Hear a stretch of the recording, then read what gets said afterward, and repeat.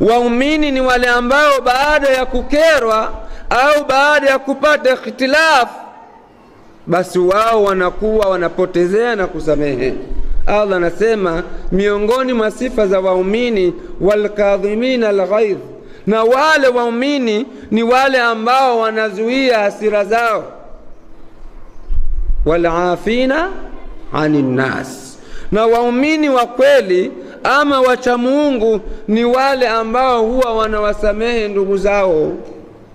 Kwa hiyo wewe kitendo cha ndugu yako amekukosea kwa namna moja ama namna nyingine, wewe ukamsamehe, hiyo ni sifa ya wacha Mungu.